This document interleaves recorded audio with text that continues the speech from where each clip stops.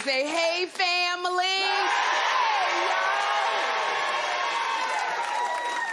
Hey, this is a day. This is a good morning. This is great. There's a lot of things going on today. But yesterday, we did the show. And yesterday was a show with Aisha Tyler. And Chef Jannard. And it's so funny because the way the show runs is we have certain time cues because we have to go to commercial because, you know, the talk shows are about selling advertising. That's why talk shows got on the air. And so you have to stick to the time cues. And I tell you, I'm still new at doing this by myself. Usually it's women on each side of me. So, John, when we were with Aisha Tyler, I knew we had 10 minutes to do the show, for me to ask Aisha the questions, for us to do a game. And then for Nina Nguyen, who is our co-EP, I saw her doing this. Like, doing this, which actually means stretch out the time. You have more time. But I don't wear my glasses when I'm doing the show. So I can barely read. So everything is blurry. And so I saw her doing this, and I thought she was doing this, like, cut it. We out of time. So I start rushing Aisha, and I can see the look on Aisha's face, like, bitch, I got a bunch of more questions. I got something I gotta say.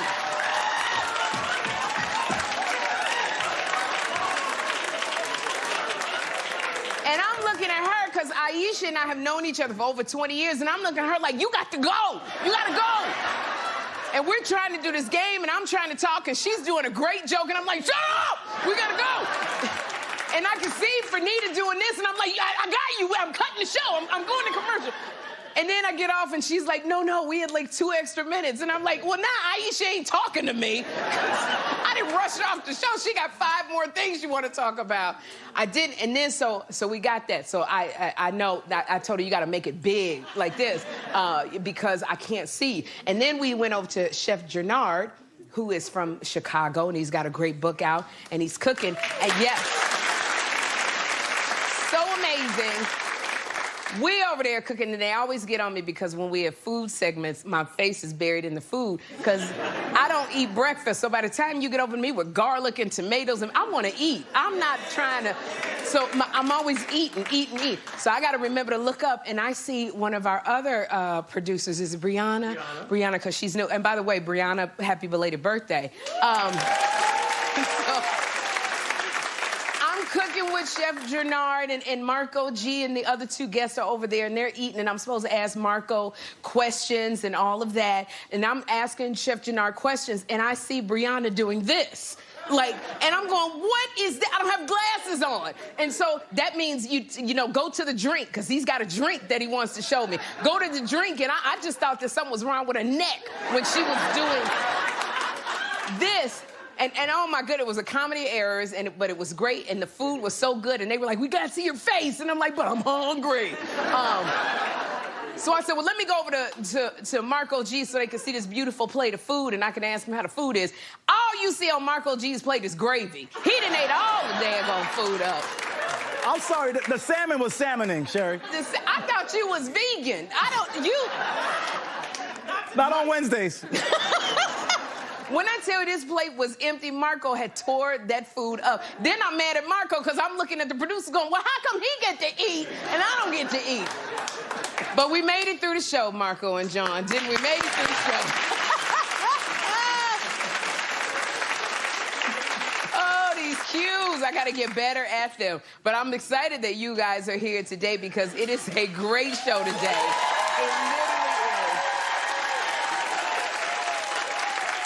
This guest I have been waiting for such a long time. She is a dear friend of mine. Kristin Chenoweth is here. That's my girlfriend.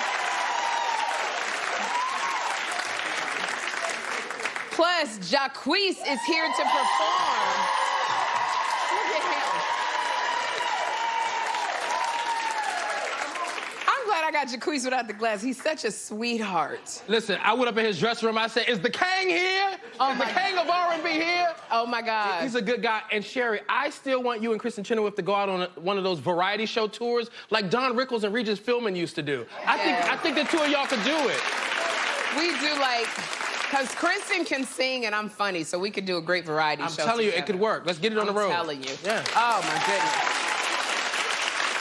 So, y'all, today is Feel Good Friday, and it is a very special day for someone who is really, truly special to us. It is National DJ Day. I didn't even know it was National DJ Day. I didn't even know it was. I had no idea it was National DJ Day. You didn't know it was National DJ Day? Every day I'm DJing. I didn't even realize. Oh, my gosh. Well, we love you, and it's on National DJ Day. And, I mean, like, you know, what made you become, like, a DJ as opposed to being a banker or, you know, something safe? Just my love for music and listening to DJs like Kid Capri and Ron G and all these guys. Made me wanna, you know what I'm saying, be a DJ. Just my love for music. And you know so much music because when you're here at a party, you play grown folk music here. Yeah. Like, it's Frankie Beverly and so many. Like, how do you know so much music? I study, honestly. I studied the greats. Like, once again, Kid Capri, Funk Flex, Clue, Ron G. I used to listen to these guys on the mixtape scene, the radio, and I just studied. I'm only 23 years old. I know that's right. I know that's right. Well, we want to say over here at the Sherry Show, thank you so much for keeping us dancing and happy all hour long. And we just wanted to celebrate you for everything that you do every single day. So we got something special for you. Can y'all bring it out for DJ Sus? He is the king. Look at this. Go ahead. Go ahead. And look, and King DJ Sus One, that is not all. We are giving you a spa package from Exhale Spa that includes a massage and a facial so you can pamper yourself because you deserve it. I appreciate you so much. That's the one. Okay, you got to get over there. Look at him. Go ahead. The #1 DJ. Okay, but you're not off the clock. You still got to play for it. Okay. He looked like he was going to get his massage right now. Okay.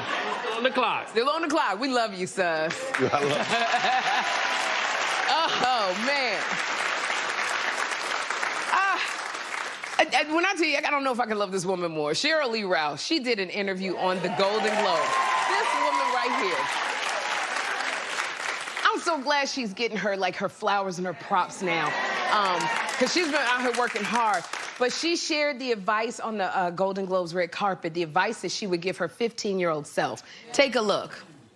To my 15-year-old self, there's nothing wrong with your nose. There is nothing wrong with the shade of your skin. There is nothing wrong with the way your hair shines, and they will pay $10,000 for your lips. Hang in there, 15-year-old Cheryl Lee Ralph. You're good.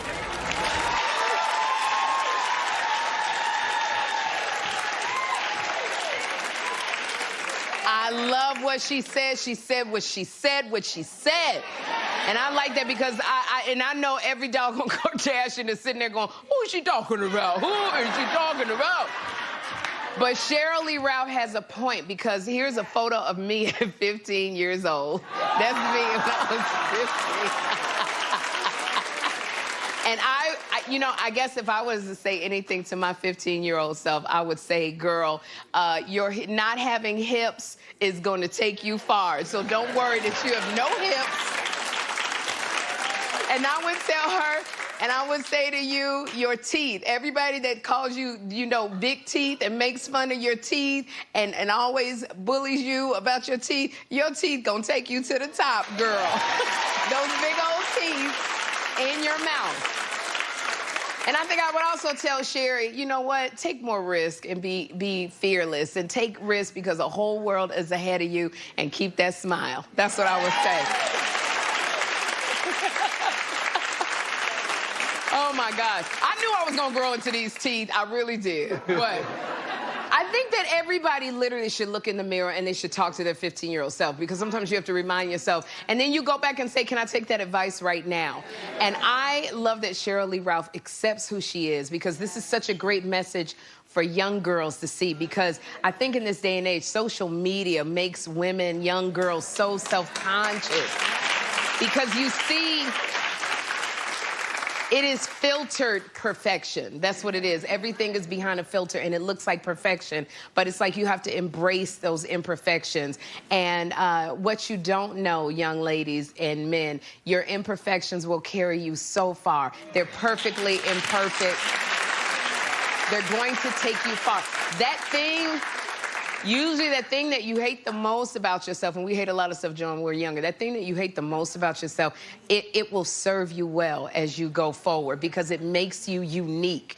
It makes you who you are. You know, it's like everybody's got new teeth. You know, it's the same kind of teeth. And it's like, you know, you're always looking at everybody and you're like, oh, where'd you go, to Dubai to get your teeth? You know, it's like everybody got the same dog and it's the same smile. And everybody got these big, huge white teeth. And then everybody, you got the same nose. Everybody got the same boob job. They got the same booty. Like, the things, that's what makes you different. And I'm speaking to the young people. That is what makes you different, but that difference is what's going to take you far. So what you don't like... Oh, my goodness.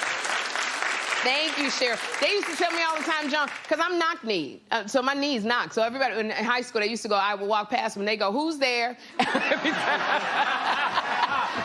I'm saying the boys used to tease me all the time. And I realized, and I used to think, you know, because you go to them churches where they say, speak it, claim it, and I used to be like, God gonna take away my knock-knees.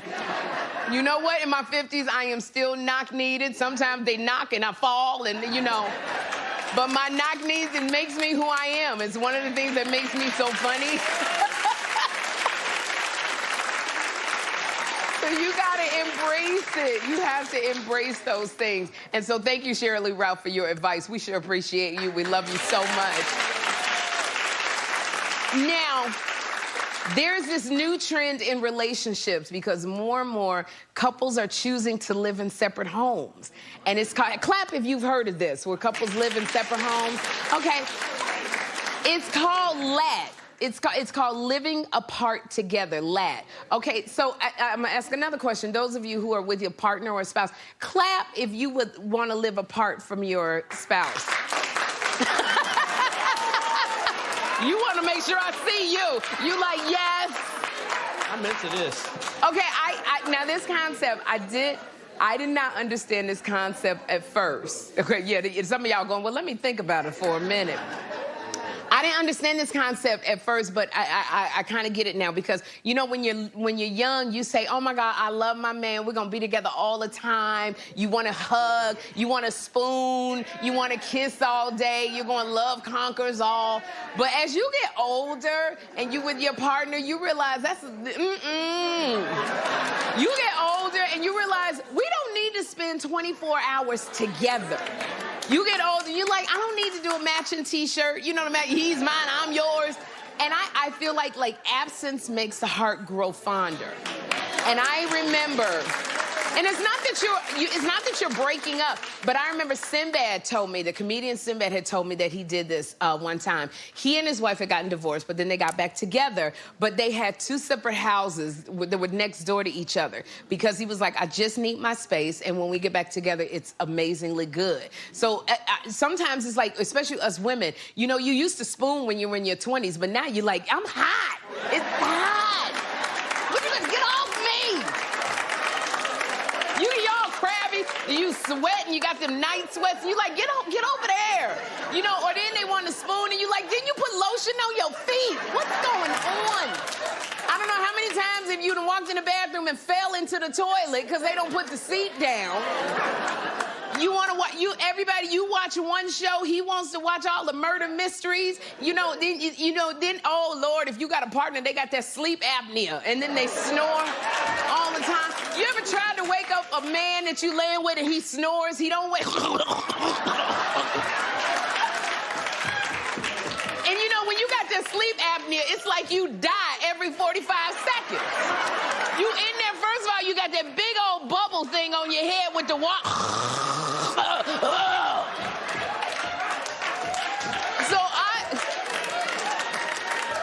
sometimes it's just like all the romance that was in the 20s, you know, it's just gone when you get older. But I'm all for you know, you get to separate, but this is really truly a rich people's problem because most people can't afford to have 2 different houses to live apart.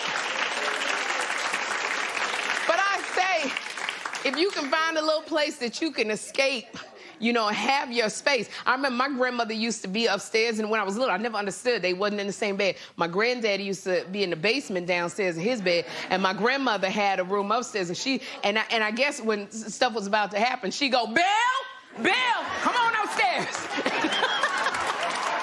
Now I get it.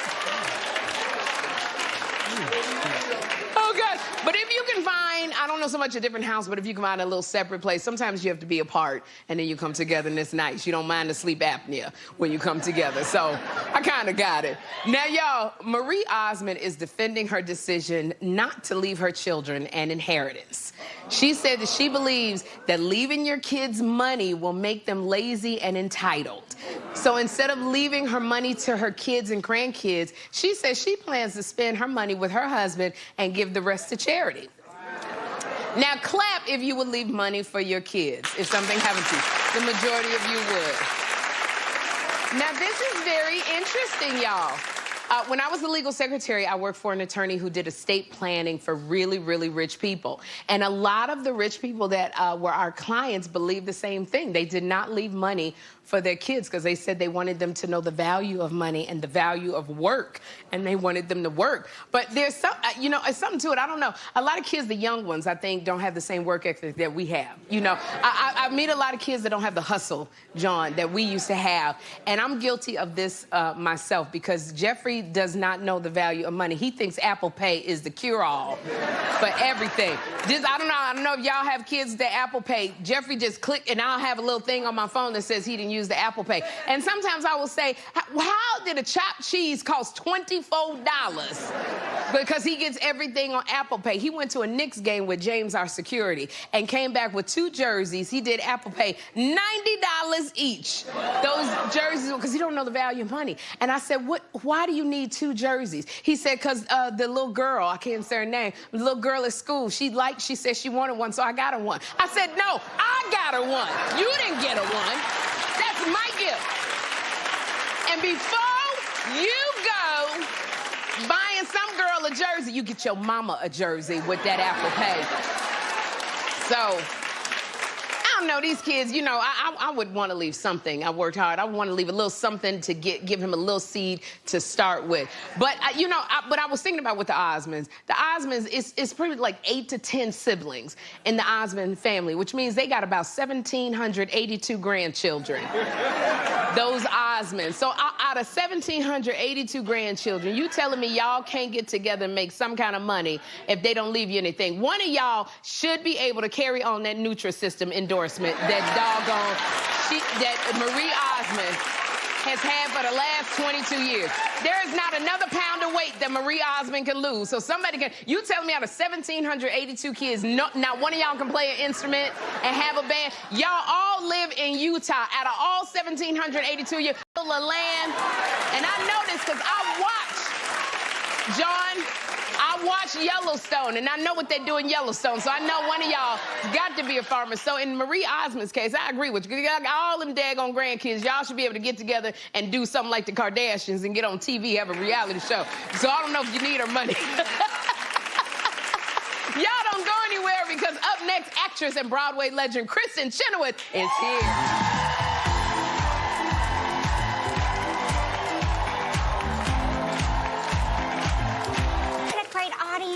I do have a great audience. You do. I have, oh my God. When I tell you how much I love this woman, we have been friends for a long time. Mm-hmm. We worked together on a show called Trial and Error we did. On NBC. How much fun did we have working? We had so much fun, and I joined the 2nd season, and so yes. Sherry was the main person in my life on that set that went, come this way. You know, took care of me. But I'm going to tell you something. I'm going to tell your audience something. There was a scene that involved, I was a bad, crazy person. Yes. And there was gold in this one scene, like hunks of gold, and Sherry and her comrades were hiding it. And I said, you know, if you want an Emmy Award, hide it between your legs and let it drop. And she did it. I promptly peed my pants. Because the gold fell out from between my legs. I was like, praise God. No, I gotta say, Nicholas and Steven were in that. We love them. We love y'all. Oh, we so love you all. And we had so much fun doing Trial and Error. But there was one time, I don't know if you remember this, I had to audition because we were in Canada and I had an audition for the movie Dolomite that starred Eddie Murphy. And so I couldn't get to the States to audition to play his sidekick. And I said, Kristen, I got to do a self-tape, so you got to put yourself on camera. We had no camera, so I had to use the cell phone. And I said, Kristen, can you hold the cell phone and just say the lines? And she was like, oh, yeah, I'll do it. I can't wait to do it. This girl held the camera, and it was a very serious scene. And I'm trying to be serious, and I'm hard. And all I hear is, Kristen, I think he wanted to hire you instead, because you were... But it still is so sweet because all you heard was, you are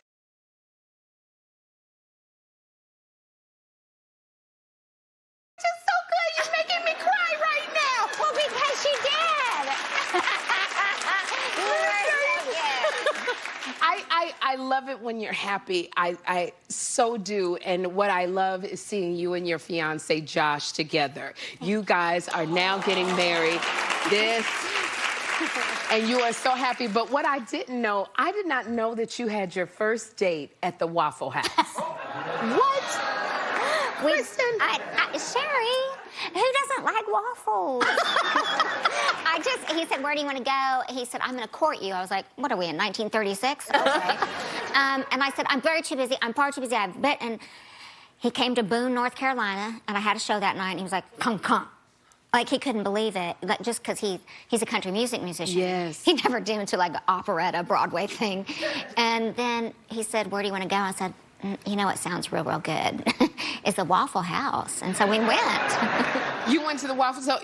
So are you a cheap date? Is that at the Waffle House, or it's just... Cannot confirm or deny.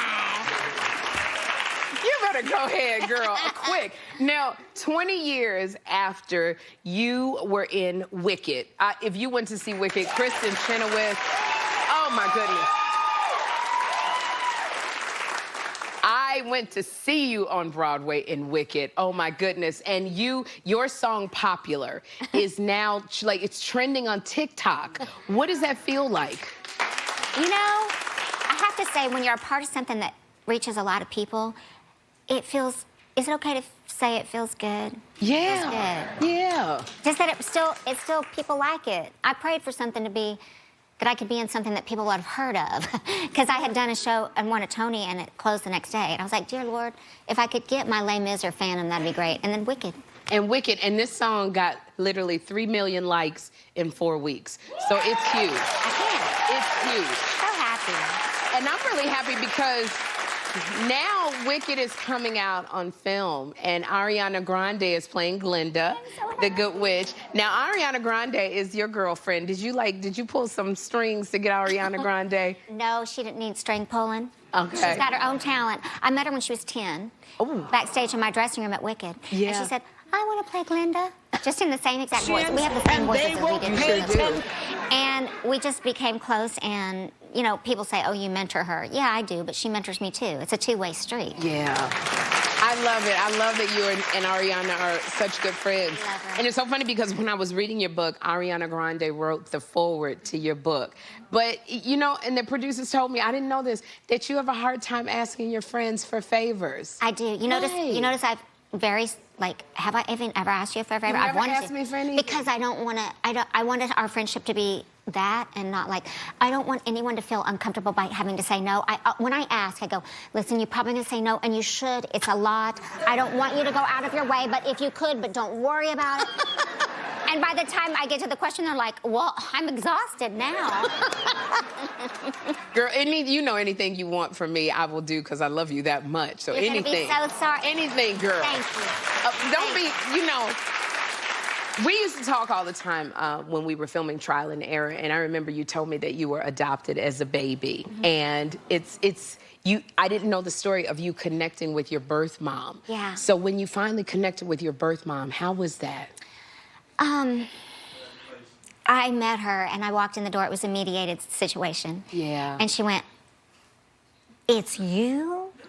And I go, "Hi." And she goes, "You're me." And I go, "You're me, I'm you." And she goes, "I'm you and you're me." And we did it for 5 minutes, and then she cried, and she said, "Would you ever forgive me?" I said, "Forgive you? You gave me life.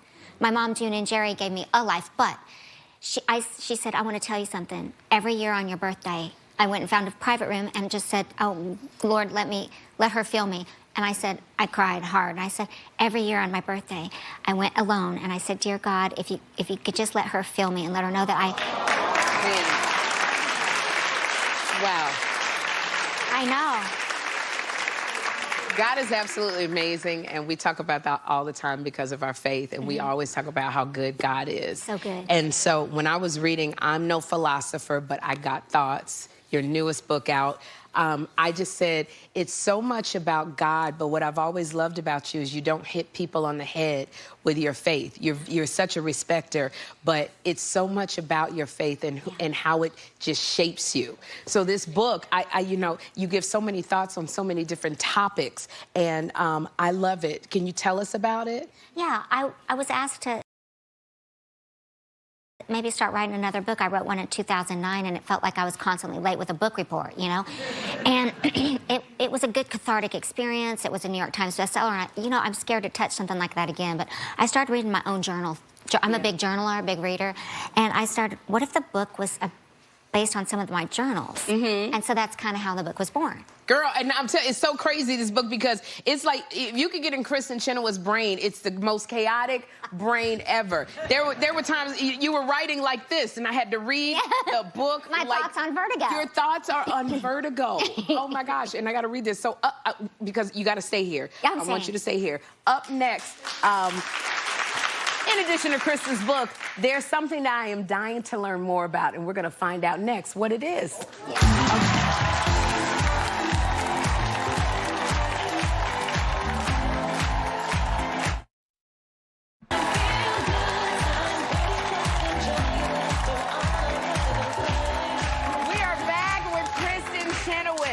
Now, Kristen, in your new book, I said it, I am no philosopher, but I got thoughts.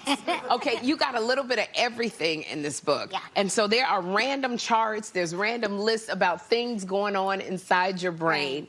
And there's one list in particular that you got to clarify for me. Okay. Because it's Kristen's list of things that she totally believes in. Okay, so I wrote it down.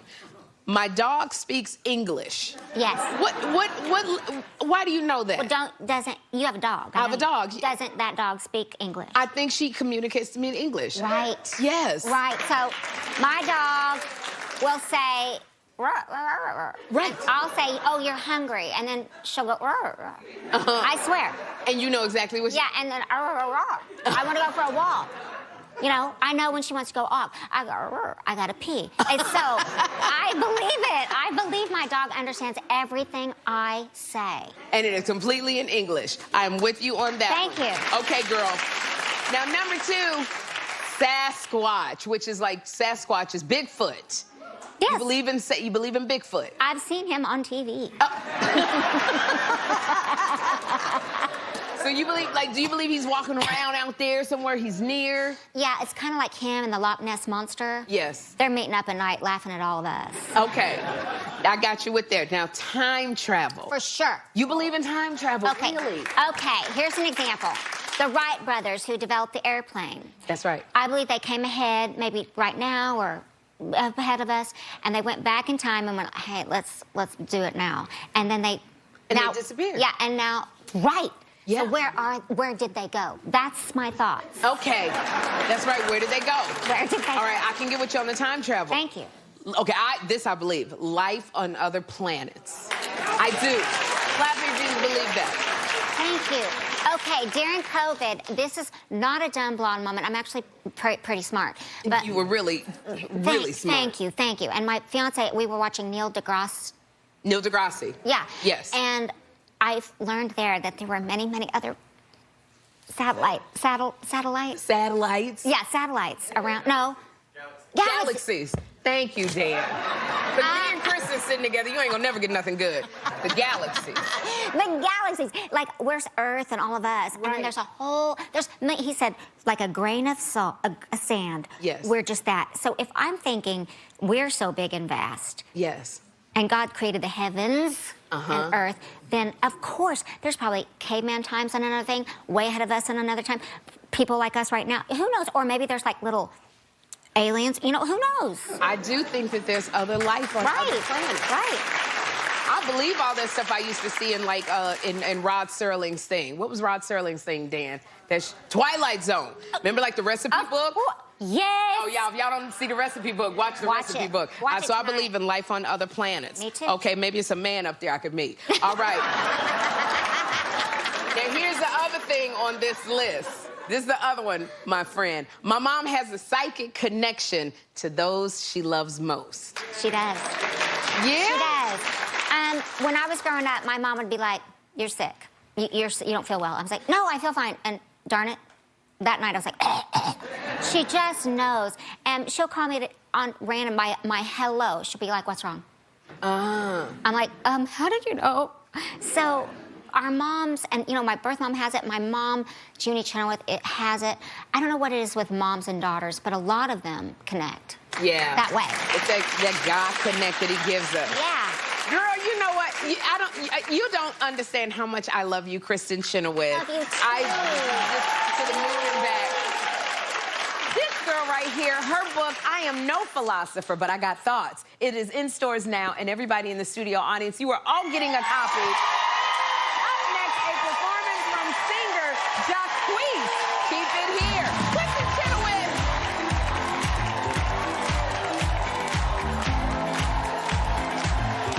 Is grown and sexy. Now, Right. well, I know why it's grown and sexy. You Of gotta course. tell the audience why it's grown and Well, I sexy. mean, of course, ladies, y'all grown and sexy, right? That's right. And I had to grow up with my fan base. You know, I'm 28 years old now. I've been with my fan base since I was like 16. So they having kids now. They doing all that. Yes. I gotta keep up with them. Okay, 28 years old. That's a baby. Now, you not only have a new album out, you got a new lounge. Yes. Can you tell us about that? Well, yes, I have a new lounge. It's called the Wine and Tapas Lounge. It's located in the Stonecrest area in Atlanta. If you ever on the east side, if you ever on the east side in Atlanta, you gotta come through. We got some good wine and some good tapas. My mama in the audience, you know, she runs Friday nights. Your mama runs Friday nights? Yeah, my mama runs Friday nights? Yes, Mama Rose. Hey, girl.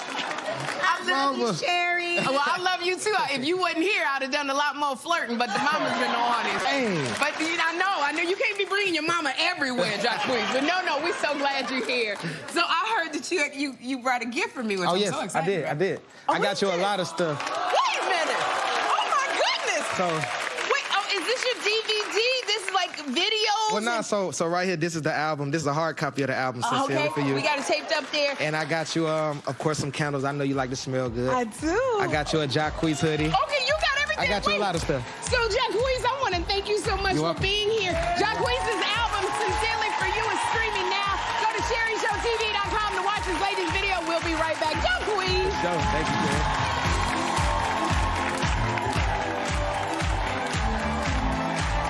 I brought in Ensure Max Protein with 30 grams of protein. Those who tried me felt more energy in just 2 weeks. Here, I'll take that. Ensure Max Protein with 30 grams of protein